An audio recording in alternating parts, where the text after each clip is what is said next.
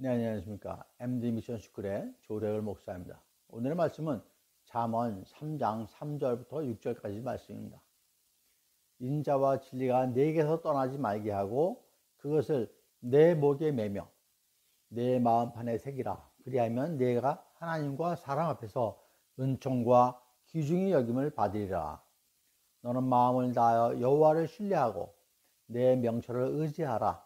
너는 범사의 그를 인정하라. 그리하면 내 길을 지도하시리라. 예, 이 말씀을 이제는 회복합시다 라는 제목으로 함께 나누도록 하겠습니다.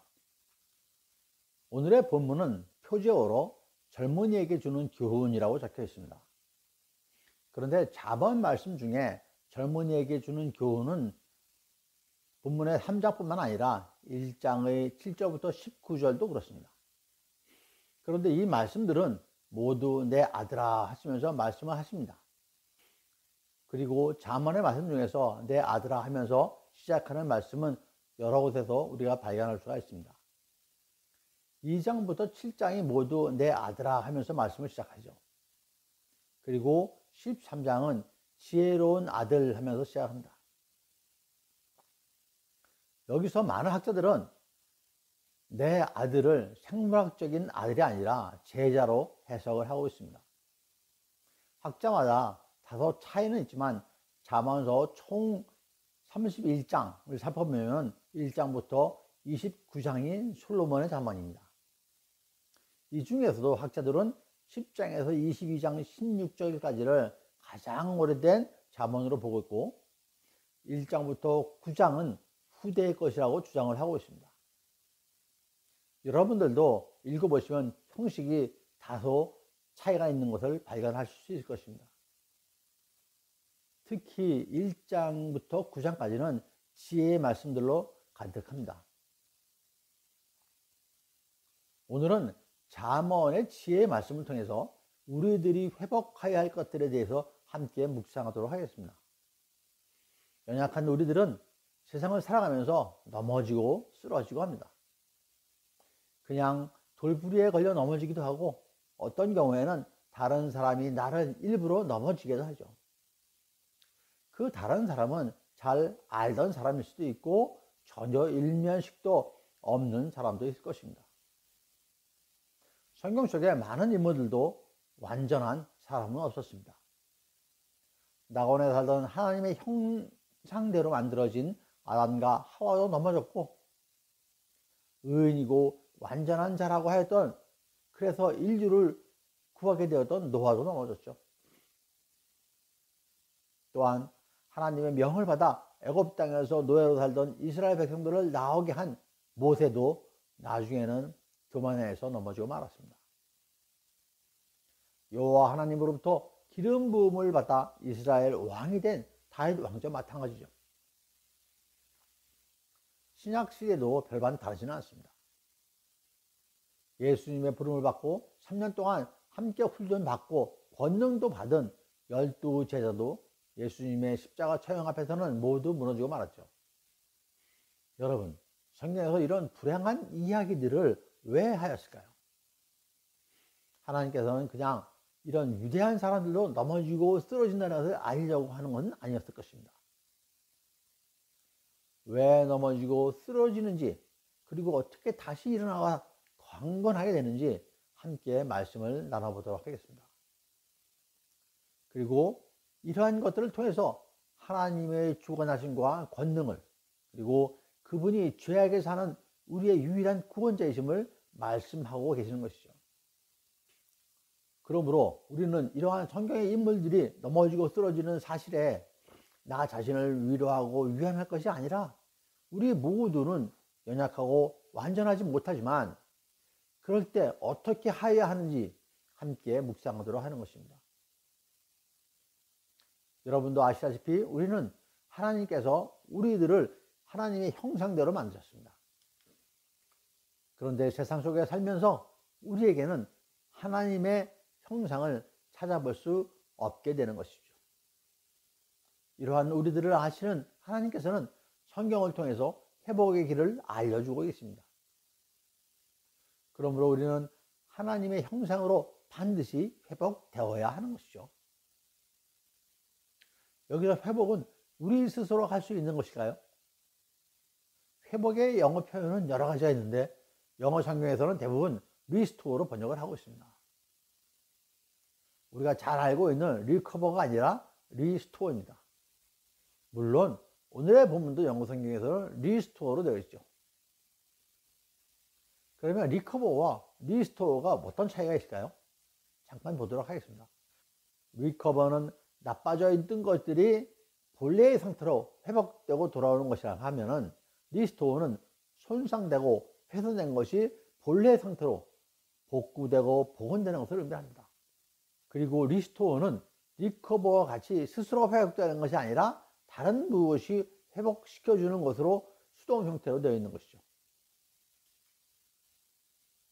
다시 말씀드리면 성경에서 리커버가 아닌 리스토어를 사용하는 의미는 회복은 우리 스스로 할 수 있는 것이 아니라 하나님께서 하신다는 것이죠. 예를 들어 공관복음 모두에 등장하는 것으로 예수님께서 손 마른 사람을 고치시는 장면이 나옵니다. 마태복음에서는 12장 13절로 이에 그 사람에게 이르시되 손을 내밀라 하시니 그가 내밀매 다른 손과 하치 회복되어 성하더라 합니다. 여기서 손을 회복시키신 분은 예수님이시죠. 물론 리스토어로 번역되었습니다. 그러면 이제부터 그리스도인이 회복해야 할 것이 무엇인지 함께 보도록 하겠습니다. 먼저 처음 사랑을 회복합시다. 성경의 마지막은 요한계시록이죠. 그 요한계시록은 소아시아 지역의 7교회에 보내는 것으로 시작합니다. 그 중에서 가장 먼저 거론되는 교회가 에베소 교회입니다. 이 에베소 교회에 대해서 하나님께서 책망하시기를 2장 4절에서 그러나 너를 책망할 것이 있나니 너의 처음 사랑을 버렸느니라 하시는 것입니다. 에베소에는 아르테미스 승전이고 당대 영지주의적 경향을 지닌 케린투스의 영향을 받던 곳입니다.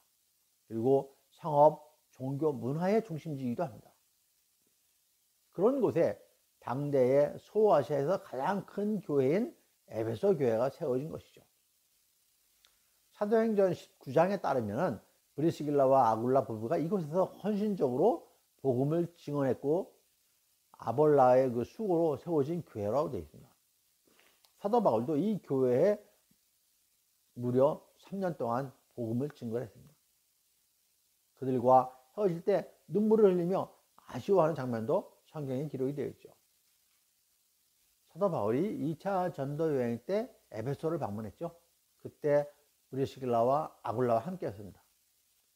그리고 3차 전도 여행 때도 가서 이제 3년간 그곳에서 말씀을 전했습니다. 2년 동안은 도란노 소원에서 가르치면서 복음을 전했습니다. 그런 교회가 처음 사랑을 버렸다고 책망하고 계시는 것입니다.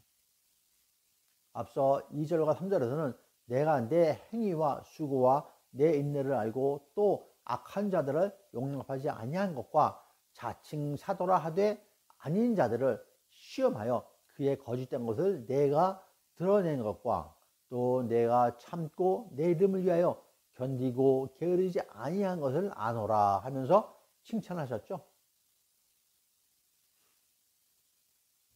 그지만 처음 사랑을 버렸다고 책망을 다시 하십니다. 그러면 과연 에베소 교인들의 처음 사랑은 어느 정도였을까요? 여러분의 첫사랑은 어떻습니까? 우리가 사랑에 눈을 떴을 때 얼마나 열정적이었습니까? 에베소 교인들도 마찬가지였을 것입니다.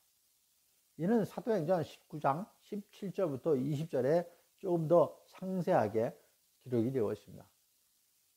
에베소에 사는 유대인과 헬라인들이 다 이 일을 알고 두려워하며 주 예수의 이름을 높이고 믿는 사람들이 많이 와서 자복하여 행한 일을 알리며 또 마술을 행하던 많은 사람이 그 책을 모아 가지고 와서 모든 사람 앞에서 불사르니 그 책값을 계산한 즉 은 5만이나 되더라. 이와 같이 주의 말씀이 힘이 있어 휴황하여 체력을 얻으니라 라고 기록이 되어 있습니다.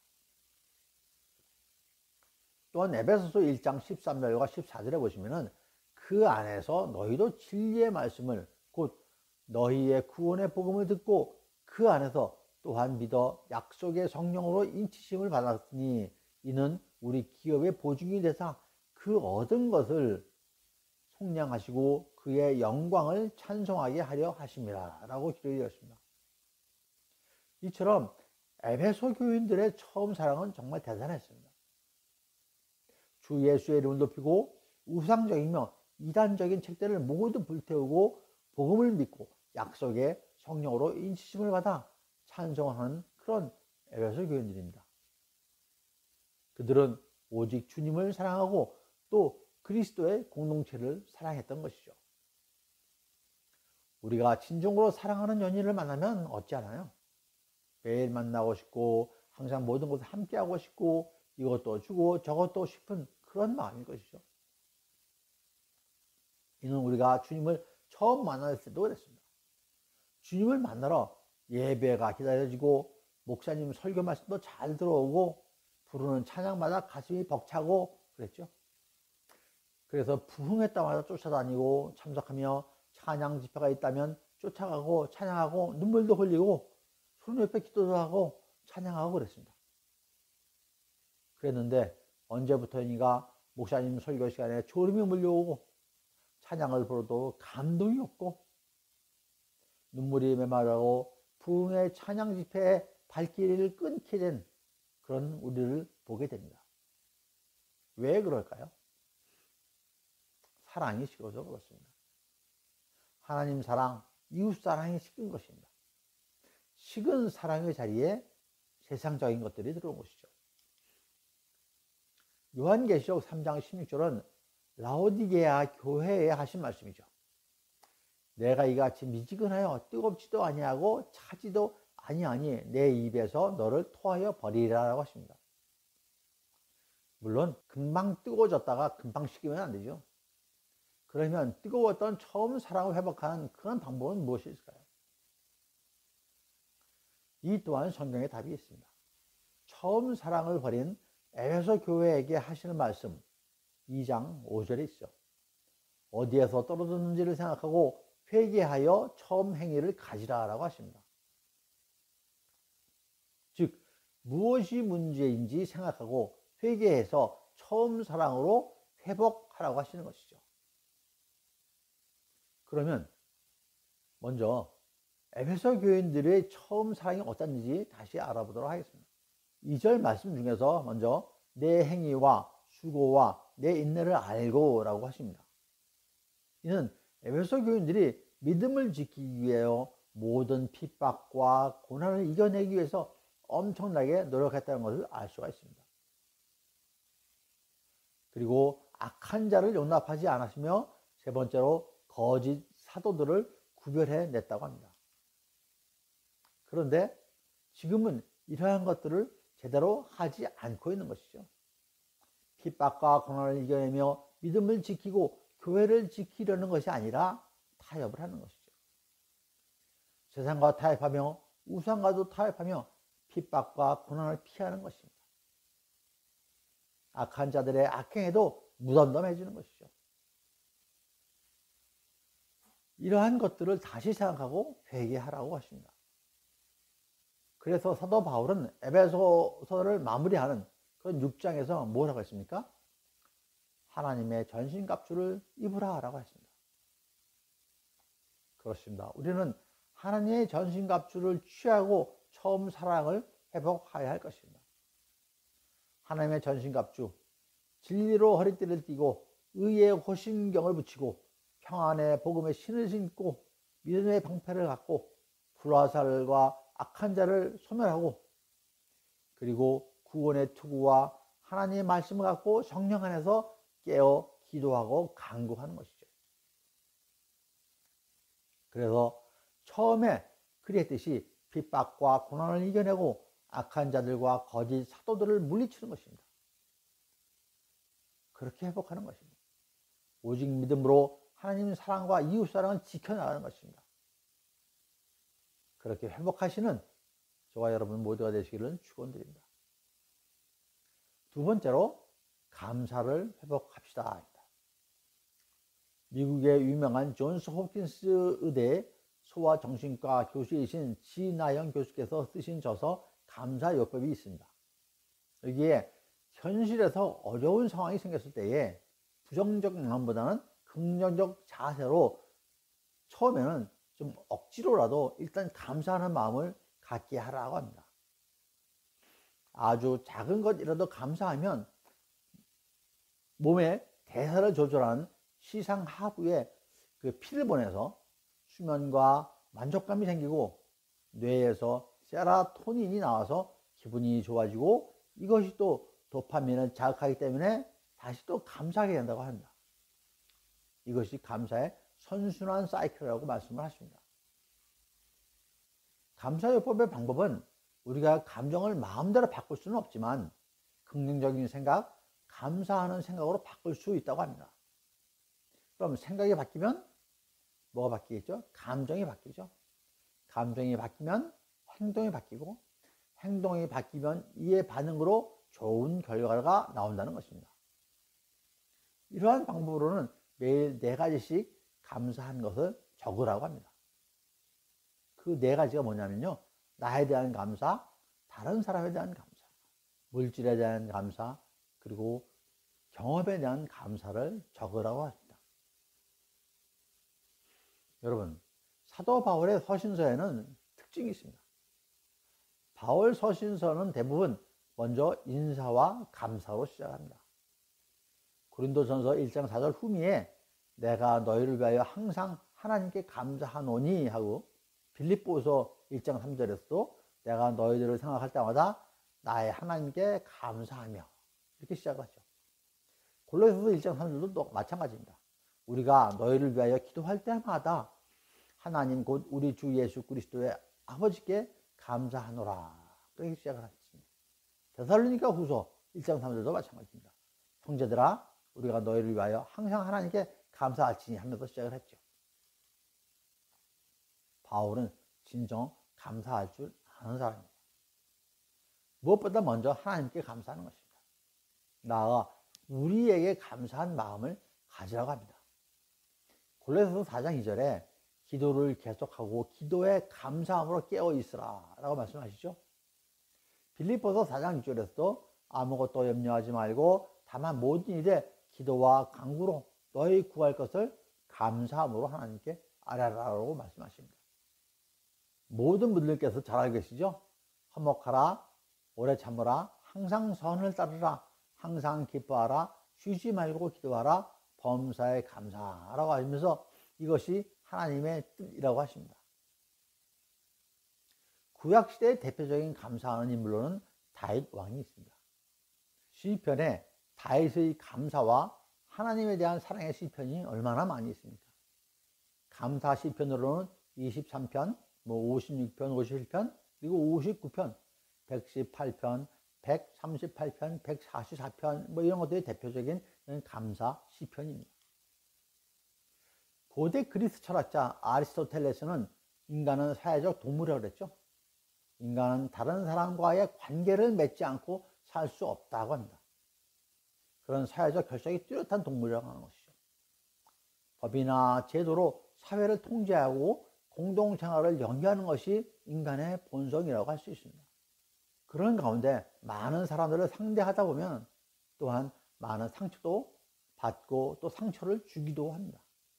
아마 여러분 스스로는 나는 누구에게도 상처를 주지 않았다고 생각할지는 몰라도 본의 아니게 상처를 주신 일이 있을 것입니다. 물론 여러분들의 잘못이 아닐 수도 있습니다.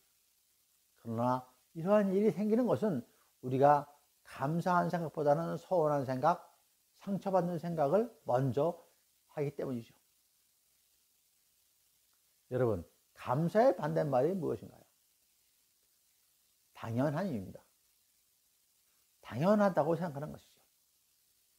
받는 것에 익숙한 사람은 받는 것을 당연하다고 생각합니다. 감사할 줄 모르는 거죠. 은혜라고 생각하지 않는 것이죠. 그러니 감사를 모르는 것이죠. 우리들이 자주 찬양하는 찬양곡이 있죠? 은혜. 그 은혜의 가사가 그렇지 않습니까? 우리의 일상에 당연한 것들이 은혜라고 하지 않습니까? 부부 생활도 오래 하다 보면 익숙해지고 당연하게 생각합니다. 서로 고마운 마음이 온데간데 없어지게 되는 것이죠. 부모와 자식 간에도 그렇죠. 아담과 하와가 왜 선악을 알게 하는 열매를 먹었습니까? 에덴 동산의 감사함을 잠시 잊어버린 것입니다. 창조주 하나님을 잠시 잊어버린 것이죠. 그 잠시 동안 감사함보다는 자기 욕심이 앞섰던 것입니다. 우리가 상대방한테 상처를 왜 받습니까? 상대방이 준 상처가 그 고마운 것을 가려버리기 때문입니다. 여러분, 감사를 회복합시다. 은혜를 아는 사람이 감사할 줄 압니다. 상대방을 인정할 줄 아는 사람이 은혜를 알게 되는 것이죠. 다른 것을 보지 말고 감사를 먼저 보시기 바랍니다. 그러면 감사가 회복이 될 것입니다. 그러한 감사의 회복이 이루어지는 여러분들 되시기를 축원드립니다. 세 번째로 하나님의 형상을 회복합시다. 여러분들은 하나님의 형상이라는 말씀을 많이 들어보셨을 것입니다. 많이 알고 계신 내용은 하나님께서 인간을 하나님의 형상대로 지으셨다는 것이죠. 창세기 1장 27절에 하나님이 자기 형상 곧 하나님의 형상대로 사람을 창조하시되 남자와 여자를 창조하시고 라고 되어 있죠. 그리고 다음 절에서는 잘 아시는 문화 명령을 하시죠. 문화 명령의 내용은 인간에게 생육하고 번성하고 땅에 충만하라, 땅을 정복하라, 바다와 물고기와 하늘의 새와 땅에 움직이는 모든 생물을 다스리라 하는 것이 문화 명령입니다. 성경 관영어 사전에 하나님의 형상에 대해서 정의하기를 창조시 인간의 형태를 이루는데 적용한 하나님의 형상. 하나님의 형상을 닮은 인간은 이성적이며 자의적이고 피조물로서 도덕률에 복종할 수 있고 하나님과 교제를 가질 수 있으며 정신적이고 도덕적 소송을 소유하고 있고 동물 세계에 대한 지배권을 가지고 있다는 것입니다. 즉 하나님께서 사람을 창조하실 때 당신의 형상대로 창조하시면서 모든 권능을 저희들한테 주신 것입니다.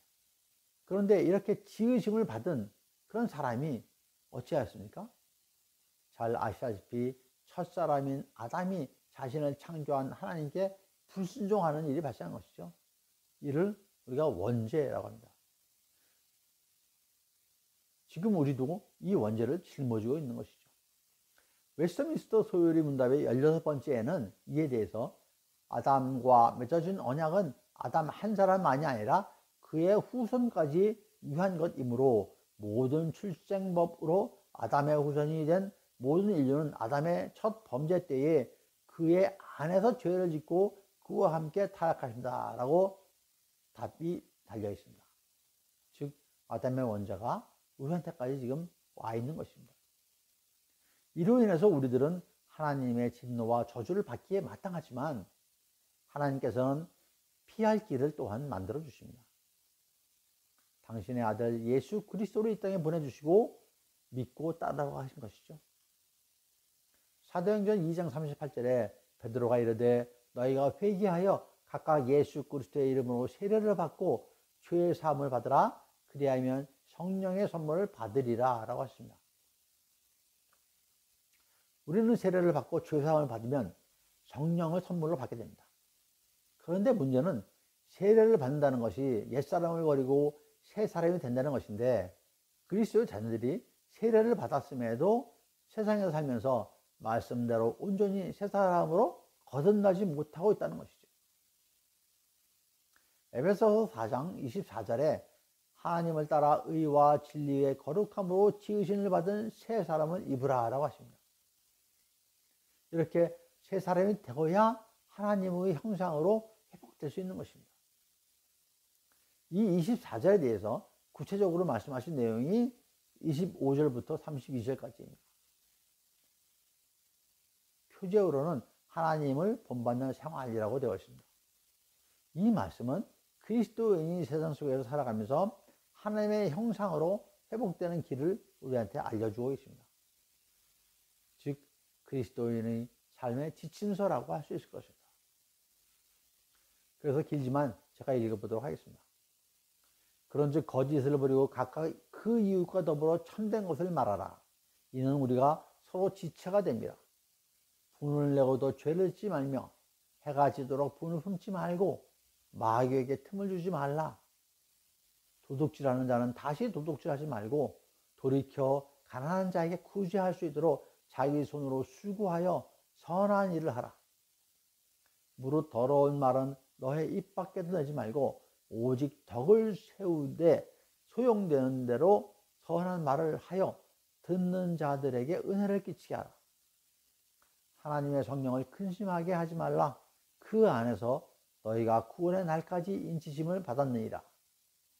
너희는 모든 악독과 노함과 분냄과 떠드는 것과 비방하는 것을 모든 악의와 함께 버리고 서로 친절하게 하며 불쌍히 여기며 서로 용서하기를 하나님이 그리스도 안에서 너희를 용서하신 같이 하라라고 말씀하십니다. 세상에 살면서는 아마도 우리가 하나님의 형상으로 온전히 회복할 수는 없을지도 모르겠습니다. 하지만 우리는 예수님께서 누가복음 10장 20절에 하신 말씀같이 마음을 다하고 목숨을 다하고 힘을 다하고 뜻을 다하여 행함으로 살아가야 할 것입니다. 점점 더 하나님의 형상으로 가까워지는 저희들이 될 것입니다. 그러한 여러분들 모두가 되시기를 축원드립니다. 말씀을 정리하겠습니다. 오늘의 본문은 잠언 3장 3절부터 6절에서 인자와 진리가 내게서 떠나지 말게 하고 그것을 내 목에 매며 내 마음판에 새기라. 그리하면 내가 하나님과 사람 앞에서 은총과 기중히 여김을 받으리라. 너는 마음을 다하여 여호와를 신뢰하고 내 명철을 의지하라. 너는 범사의 그를 인정하라. 그리하면 내 길을 지도하시리라고 하셨죠. 우리가 믿음의 자녀로서 세상을 살아가면서 처음 사랑을 잃지 않기 위해서는 지혜가 필요합니다. 하나님의 형상으로 지으심을 받았음에도 세상 속에 살면서 그 모습을 잃어버린 우리들의 회복하여야 할 것은 무엇보다도 다시 하나님의 형상으로 회복하는 것입니다. 전신갑주를 취하여 말씀과 기도와 강구로 악한 자와 거짓 사도를 물리치고 하나님과의 처음 사랑을 회복하고 죄악 속에서도 우리를 구원하고 인도하시는 주님께 항상 감사함을 잃지 말아야 할 것입니다. 그러한 모든 것들을 회복해서 참다운 그리스도의 자녀로 살아가시는 저와 여러분 모두가 되시기를 간절히 축원드립니다.